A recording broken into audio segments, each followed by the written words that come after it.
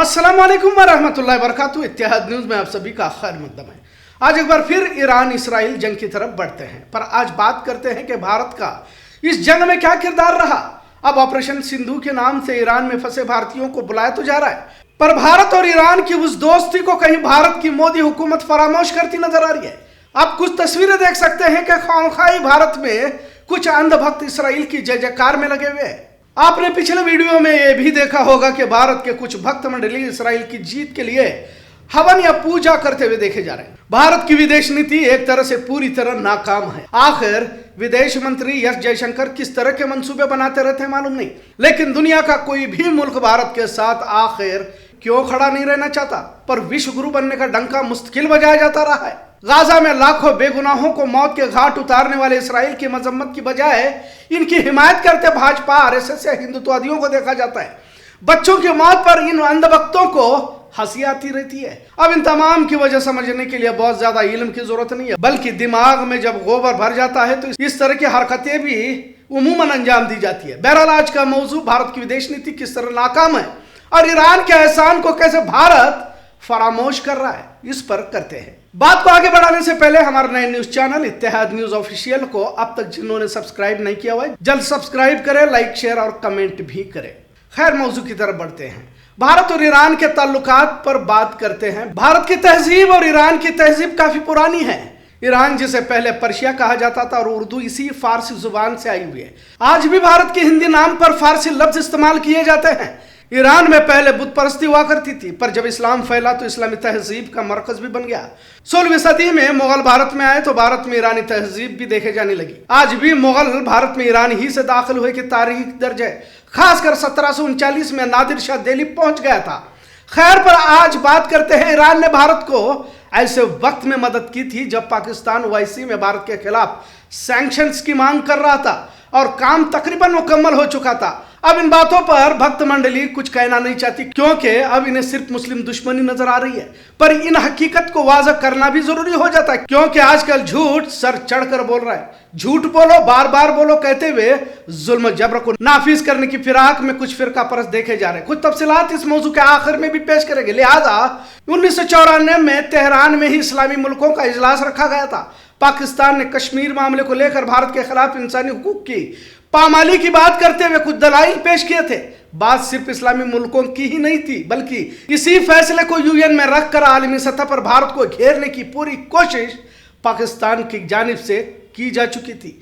पर उस वक्त के वजीर आजम पीवी नरसिंह राव ने विदेश मंत्री दिनेश सिंह को, जो बिस्तर मर्ज पर थे, उनकी जगह पर किसी और को बिस्तर पर सुलाया गया और चार्टर्ड प्लेन से तेहरान भेजा गया। ईरान के उस वक्त के विदेश मंत्री अली अकबर हसन रफसंजानी ने जब व्हील चेयर पर ईरान पहुंचे भारत के विदेश मंत्री दिनेश सिंह को देखा तो वो खुद एयरपोर्ट पहुंचकर हकीकत को जानने की कोशिश करी और इस तरह पहुंचने की वजह पूछी। बहरहाल कुछ घंटे तफसीलात में गुफ्तगू हुई और ईरान ने पाकिस्तान के खिलाफ वोट करते हुए भारत के हक में अपना फैसला सुनाया और कहा कि इस मसले को आप अपने दरमियान ही सुलझाओ, लिहाजा सैंक्शन का मंसूबा पाकिस्तान का धराशायी रहेगा। और भारत की एक तरह से डिप्लोमेटिक जीत हुई। अब इन बातों का आज के गोबर भक्तों को क्या इल्म? अगर उस वक्त सैंक्शन लगाए जाते तो शायद तारीख कुछ और लिखी जाती। बहरहाल एक बार फिर उस वक्त ईरान ने भारत को चाबहार बंदरगाह का मशवरा दिया। जब पाकिस्तान भारत से जाने वाले तिजारती लवाजमात को, यानी तिजारती ताल्लुकात को अफगानिस्तान से होकर जाने पर पाबंदी लगा दी थी, तब ईरान ने भारत को चाबहार बंदरगाह का मशवरा दिया था, जिस पर अमल कर तिजारती ताल्लुकात को बेहतर बनाया गया था।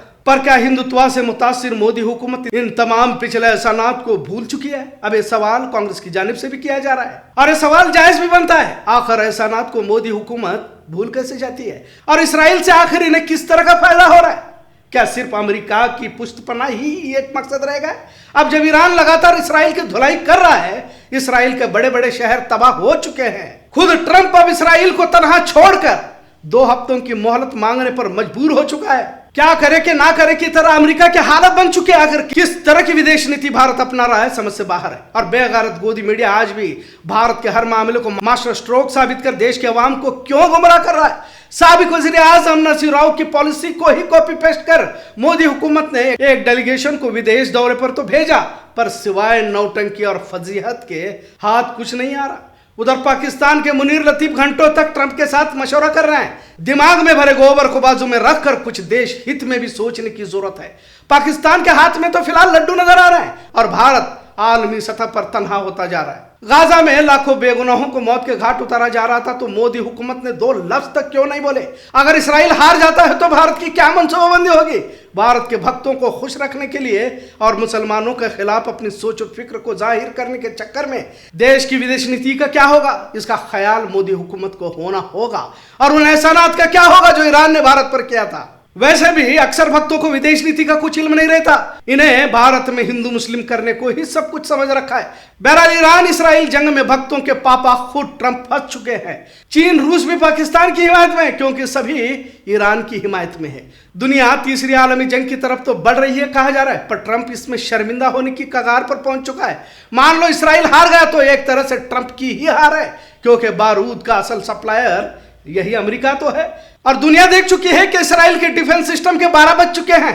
आज इस मौजू के पीछे का मकसद यही है कि आलमी सतह की सियासत भारत के हिंदू मुस्लिम की तरह नहीं चलती, बल्कि इसे दूरअंदेशी के साथ बहुत ही डिप्लोमेटिक तरीके से सुलझाना पड़ता है। सिर्फ किसी चुनाव के मद्देनजर नफरती बयानात भारत के अंदरूनी सियासत में तो फायदेमंद साबित हो सकते हैं, पर आलमी सतह पर शर्मिंदगी का बाज भी बन सकते हैं, जैसा फिलहाल भारत की हालत बनती जा रही है। ईरान कोई गाजा, लेबनान, जॉर्डन नहीं है, बल्कि इसकी अपनी एक फौज है जो तमाम असलहा, बारूद और जदीद टेक्नोलॉजी से लैस है।